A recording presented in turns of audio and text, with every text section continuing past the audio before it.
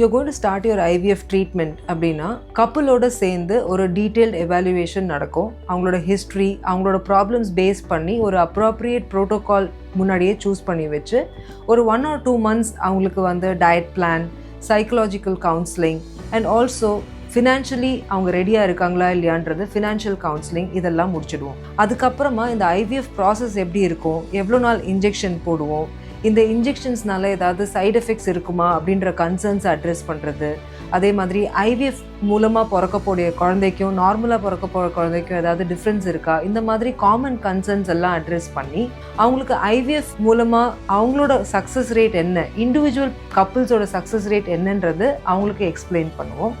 அதுக்கு முன்னாடி அவங்களோட பாடி அண்ட் ஃபிசிக்கல் ஃபிட்னஸ் இருக்கா, அனஸ்தீஷியா ஃபிட்னஸ் இருக்கா, இதெல்லாம் முன்னாடியே ரெடியாக வச்சுட்டு தான் அவங்கள வந்து ஐவிஎஃப் ட்ரீட்மெண்ட்கே கூட்டிகிட்டு போவோம். செகண்ட் திங், ஹஸ்பண்டோட செமன் பேராமீட்டர்ஸ் எப்படி இருக்குது, ஐவிஎஃப்க்கு இண்டிகேஷன் என்ன, ஐவிஎஃப்க்கு போகிறோமா இக்ஸிக்கு போகிறோமா, இல்லை ஃப்ரெஷ் எம்ப்ரியோ ட்ரான்ஸ்ஃபர் பண்ண போகிறோமா, இல்லை எம்ப்ரியோஸை வந்து ஃப்ரீஸ் பண்ணி சப்சிக்வெண்ட் சைக்கிளில் ட்ரான்ஸ்ஃபர் பண்ண போகிறோமா, இந்த டிஸ்கஷன் எல்லாம் ஃபஸ்ட்டே கப்புளோட நம்ம வந்து கவுன்சிலிங் செஷனில் முடிச்சுட்டு தான் இந்த ஐவிஎஃப் ஜேர்னியே கொண்டு போவோம். எக் எடுக்கிற அன்னைக்கு எக்கோட குவாலிட்டி எப்படி இருக்குன்றத வந்து மைக்ரோஸ்கோப்க்கு கீழே தான் இதை அசஸ் பண்ண முடியும். Egg quality check and also sperm quality check, இது ரெண்டும் முடிஞ்சதுக்கப்புறம் ஐவிஎஃபாக இருந்தாலும் சரி இக்ஸியாக இருந்தாலும் சரி அதை வந்து பண்ணி இன்குபேட்டருக்குள்ளே வச்சுடுவோம். இன்குபேட்டருக்குள்ளே வச்சதுக்கு அப்புறமா ஒரு 16 to 18 hours பீரியடுக்கு அப்புறம் இந்த ஃபர்டிலைசேஷன் செக்ன்றது ரொம்பவே க்ரூஷுவல். இது ரொம்ப இம்பார்ட்டன்ட் ஸ்டெப், இது கண்டிப்பாக பண்ணுவோம். அதுக்கப்புறம் எம்ப்ரியோஸ் வந்து Day 3 ஸ்டேஜுக்கு ரீச் ஆகுதா இல்லை Day 5 ஸ்டேஜுக்கு ரீச் ஆகுதா, இதெல்லாம் Day 3ல Day 5ல கப்புளை கூட்டிகிட்டு வந்து அவங்களோட எம்ப்ரியோஸை காமிச்சு என்ன குவாலிட்டி இருக்குது, எவ்வளோ எம்ப்ரியோஸ் வந்திருக்கு, இது எல்லாமே டிஸ்கஸ் பண்ணுவோம். ஆல்சோ இந்த ஃபர்ஸ்ட் செட்டிங்கில் நாங்கள் கிளியராக சொல்கிறது என்ன அப்படின்னா, நமக்கு சப்போஸ் ஒரு 10 eggs கிடைக்கிறது அப்படின்னா அந்த 10 eggsமே கரு ஆகாது. எதுக்கு அதோட பொட்டென்ஷியல் இருக்கோ அது மாத்திரம்தான் கரு ஆகும். So egg number is not equal to embryo number, அதை கிளியராக புரிஞ்சுக்கணும்.